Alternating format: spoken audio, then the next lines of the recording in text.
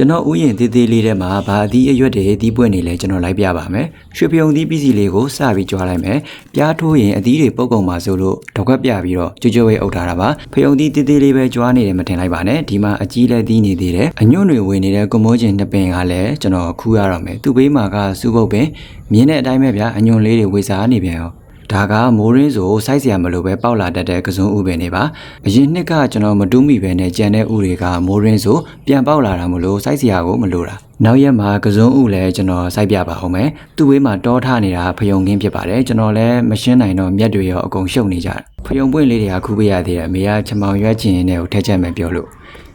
အမေချင်းချက်ရင်မပါမပြည့်ပင်စိမ်းကိုလည်းသူကခူးသွားလိုက်ပါသေးတယ်ဒါကပင်မဲ့သီးဖြစ်ပါတယ်အပင်ပေါ်မှာတင်ဘဝပြတ်နေပြီတရားခံကရှင်းနေဖြစ်ပါတယ်အောက်မှာလည်းသူတို့စားပြီးကြွေကြကုန်တာမနေဘူး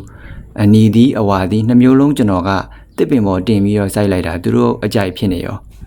ကုသူတော့ရပါတယ်လေအဲ့လိုပဲကျွန်တော်တွေ့ရတာပေါ့စင်ပေါ်မှာလည်းဖယုံသီးတွေတီးနေပါသေးတယ်ဒါကအနန္တောနန္ဒ၅ပါးဆိုပြီး၅လုံးပဲတီးပေးနေတဲ့တင်မိုးသီးပင်လေးပါတခြားတီးနေသေးတဲ့တင်မိုးသီးပင်တွေလည်းအများကြီးရှိပါသေးတယ်ဒါတော့မိုးများပြီးလဲကုန်တာက၄-၅ပင်လောက်ရှိတယ်အလေးကြပေါက်တဲ့ငရုတ်ပင်လေးကလည်းတီးနေပါပြီ။နွေရာသီတုန်းကတင်ပေးထားတဲ့ဗီဒီယိုတွေကခရမ်းသီးပင်တွေကလည်းကျွန်တော်ကသူတို့ဘာမှမပြုစုဘဲနဲ့ပြစ်ထားတာတော့တီးပေးနေတာဗျာ။တခါတလေဆိုပုတ်ကုန်တယ်ရင်းကုန်တယ်အဲ့တော့မှကျွန်တော်သွားတွေ့ပြောရရင်တချို့အရာတွေကမတောင်းဆိုပဲပေးပါများရင်တစ်ဖက်ကမမြင်ပဲတန်ဖိုးမထားဘဲနဲ့ဈေးပေါ်သွားတဲ့သဘောပါပဲ။ကဲပါဗီဒီယိုလေးကိုဒီတိုင်းစုံတန်ရင်ငိုကုန်ကြမှာဆိုလို့ငပြောသီးလေးတွေတီးနေရအောင်ကြွားရင်